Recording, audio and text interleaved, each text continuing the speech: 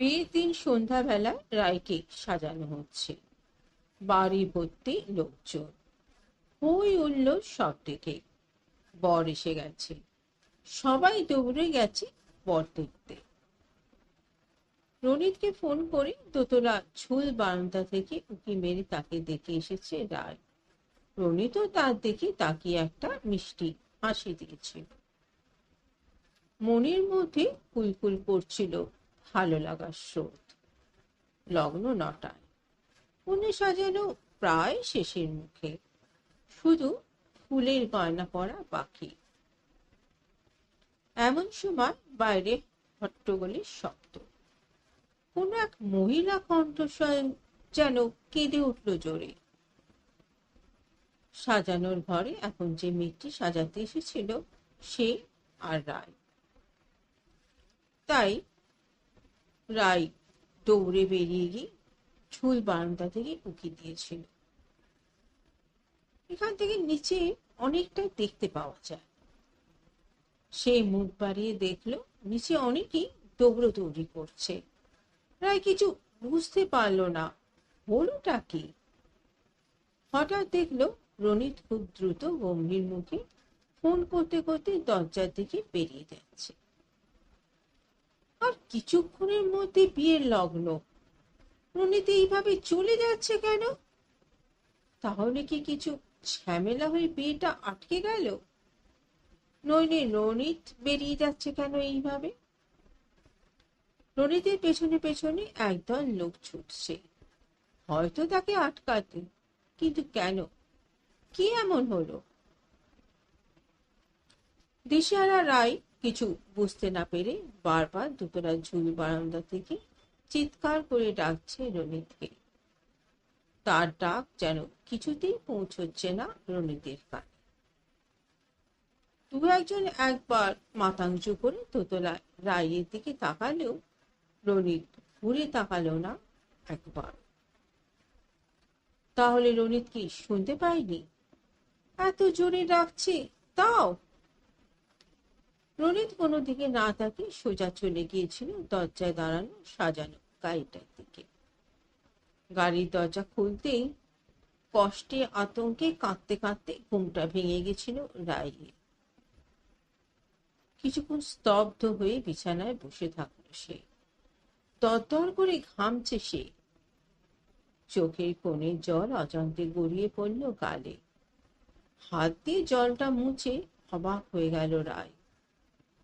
বুকটা এক অজানা আশঙ্কায় কেঁপে উঠল যেন। জানলার পর্দার ফাঁক দিয়ে হালকা আলো এসে পড়েছে বিছানা। পাখির কিচমিচ শুনতে পাচ্ছে রায়। ঘড়ির দিকে তাকিয়ে দেখল 4:30 বাজে। ভোরের স্বপ্ন। সামনের সপ্তাহে তার আর রনিতের বিয়ে। সবই ঠিকঠাক, কিন্তু ভেবে পাচ্ছে না সে আজ ভোরে হঠাৎ কেন এমন স্বপ্ন দেখল। আসলে স্বপ্ন দেখে এতটা ভয় সে পেত না কখনোই, কিন্তু তার মনের মধ্যে এই ভয়টা ঢুকে গেছে বছর 3 আগে। তার জীবনটা ছারখার হয়ে গেছিল সেই সময়। রনিতের আগে তার জীবনে যে মানুষটা ছিল সেই তার প্রথম প্রেম, সৌভিক। ক্লাসমেট ছিল তার, দীর্ঘ 5 বছরের সম্পর্ক। বাড়িতে তাদের সম্পর্কের কথা জানতো। সৌভিকদের ফ্যামিলি বিজনেস আছে, একটাই ছেলে। আপত্তি করার কোনো কারণ ঘটেনি। সেদিন বিকেলে বান্ধবী মৌটুসির সাথে হঠাৎ করে প্ল্যান হয় সিনেমা দেখতে যাওয়ার। তার জন্য সিনেমা হলে পৌঁছতেও অবশ্য একটু দেরি হয়েছিল। সিনেমা শুরু হয়ে গেছিল। হলঘর রীতিমতো অন্ধকার। ওরা দুইজন হাতড়াতে হাতড়াতে নিজেদের সিটে এসে বসেছিল।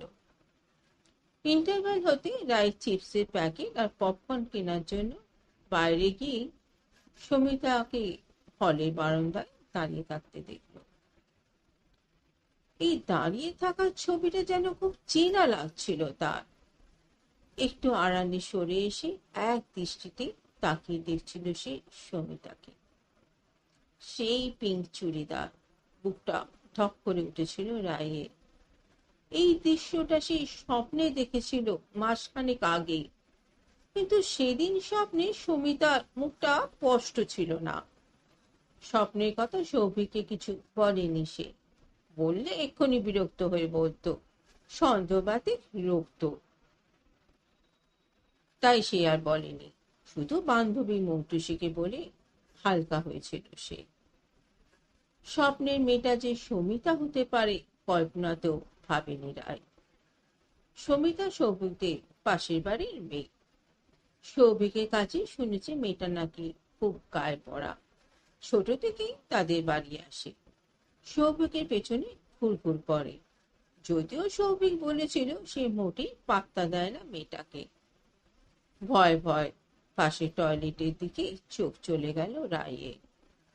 মনের মধ্যে কু ডাকছিল তার, সৌভিক কি সত্যিই বেরিয়ে আসবে টয়লেট থেকে, ঠিক তার দেখা স্বপ্নটার মতো? একটু পরে সত্যিই বেরিয়ে এসেছিল সৌভিক, অদ্ভুত ভাবে তারই গিফট করা নীল রঙের পাঞ্জাবিটা পরে। প্রচন্ড কষ্টে থরথর করে কেঁপেছিল রায়। ওরা দুজনে দুজনের দিকে এত মগ্ন যে রায়ের উপস্থিতি লক্ষ্যই করল না। হলের ভেতরে বেল বেজে গেছে, সিনেমা শুরু হয়ে গেছে আবার। বাইরে বারান্দায় কেউ নেই। সে জানে এবার কি হবে। হালকা আলো অন্ধকার থামে আড়ালে, ওরা জড়িয়ে ধরবে একে অপরকে, তারপর ডুবিয়ে দেবে একের ঠোঁটে অন্যের ঠোঁট। চোখ দিয়ে টকটক করে জল পড়েছিল রায়ের। মৌটুসী রায়কে আসতে না দেখে হল থেকে বের হয়ে এসে বান্ধবীকে ওইভাবে দাঁড়িয়ে থাকতে দেখে অবাক হয়েছিল। বান্ধবীর দৃষ্টি অনুসরণ করে সেও সাক্ষী হয়েছিল সেদিন ভোরে স্বপ্ন সত্যি হওয়া।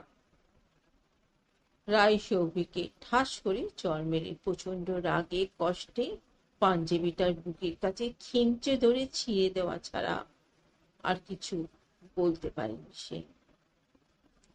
একেবারের জন্য জিজ্ঞেস করতে পারেনি কেন এমন করলো সে তার সাথে। দীর্ঘদিনের সম্পর্ক ওর পরেই ভেঙে গিয়েছিল। তারপরে ভীষণ হতাশায় ডুবে গেছিল রায়। পছন্দটা তার নিজের ছিল বলে বাড়ির লোকের সামনেও সে যেন কেমন ছোট হয়ে গিয়েছিল।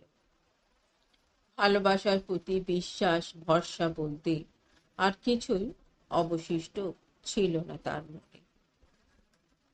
সৌভিককে সে সত্যিই ভালোবেসেছিল, কিন্তু সত্যি যাকে ভালোবাসা যায় বিশ্বাসঘাতকতার জন্য তাকেই বুঝি সব থেকে বেশি ঘৃণাও করা যায়।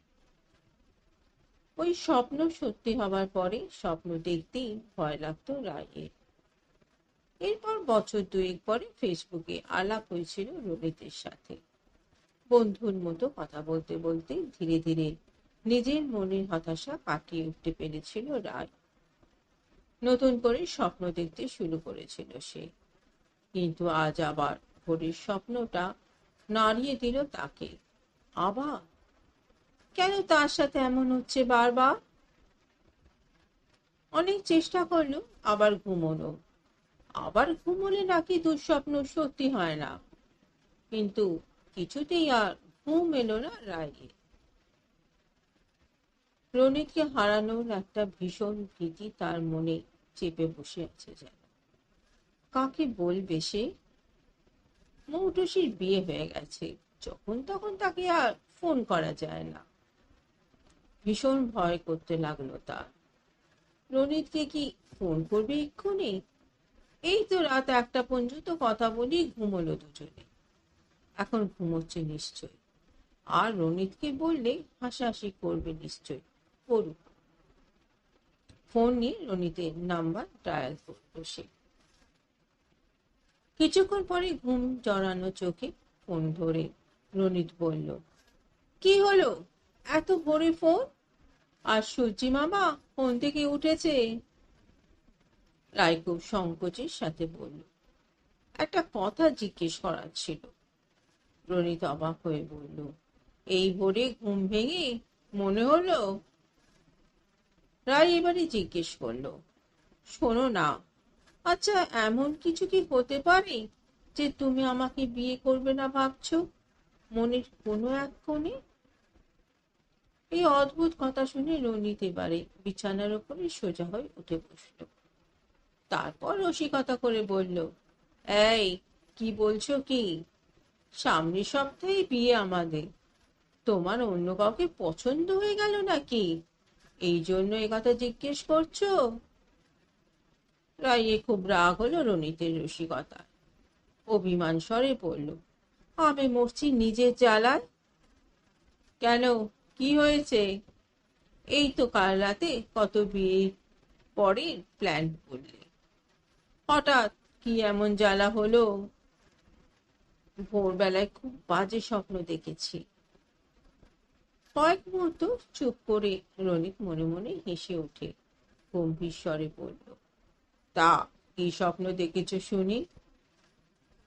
তুমি বিয়ে করতে এসো চলে যাচ্ছিলে আমায় বিয়ে না করে। রনিত বুঝলো মেয়েটা কোনো কারণে খুব ভয় পেয়েছে, তাই এবারে খুব ভালোবাসার স্বরে বলল, দূর পাগলি, এটা কোনোদিন সম্ভব নয়। তুমি জানো না কতবার বলেছি তোমার যে রাই জ্ঞান, রাই ধ্যান, রাই চিন্তামণি, রাই ছাড়া আমি যেন মনি আরাফনি। বলে আলতো হাসলো সে।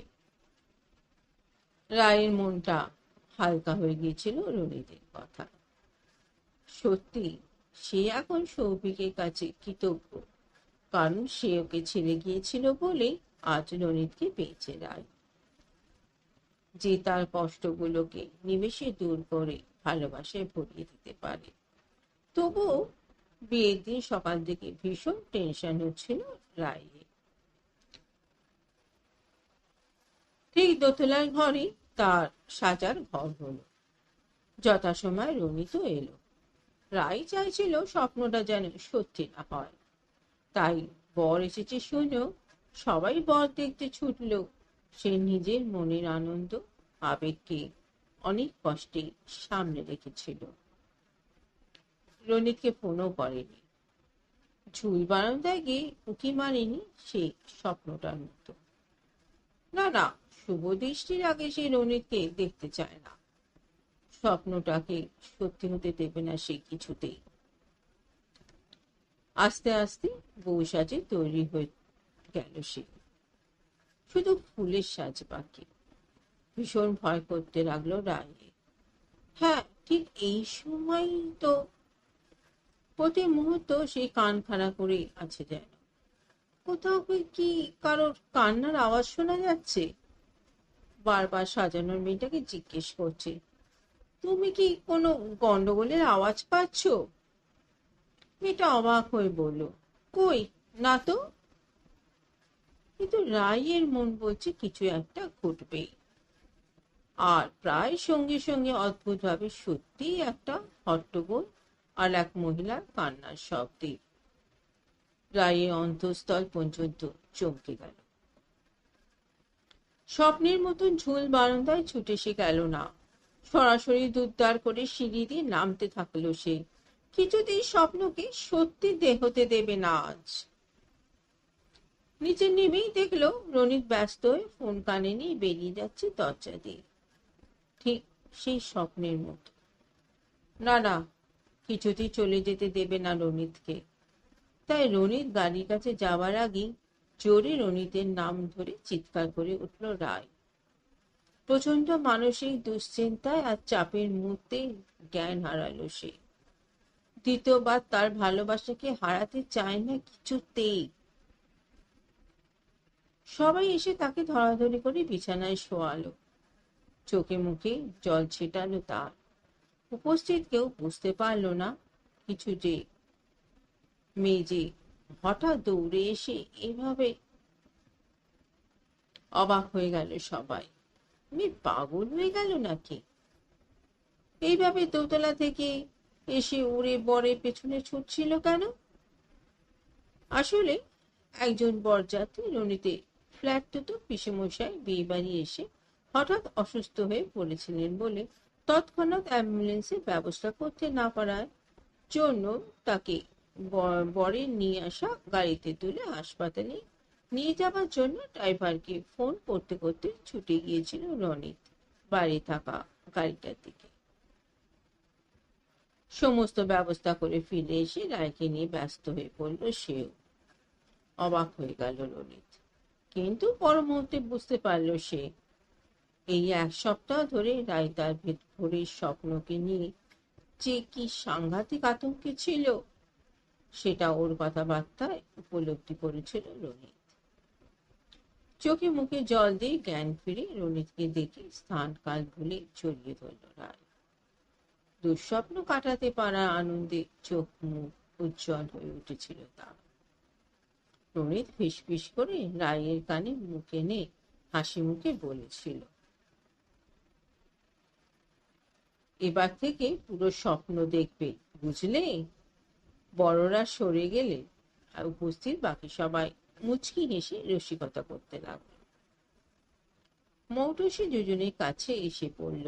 আরে বিয়েটা তো হতে দে, শুভ দৃষ্টি কি এখানেই সেরে নিবি দুজনে? মুহূর্তে ব্যাপারটা বুঝে লজ্জায় লাল হয়ে গিয়েছিল রায়। রমি তো মুচকি হেসে খুব ভালোবাসার দৃষ্টিতে রায়ের দিকে তাকিয়ে আলতো করে বলেছিল, পাগলি,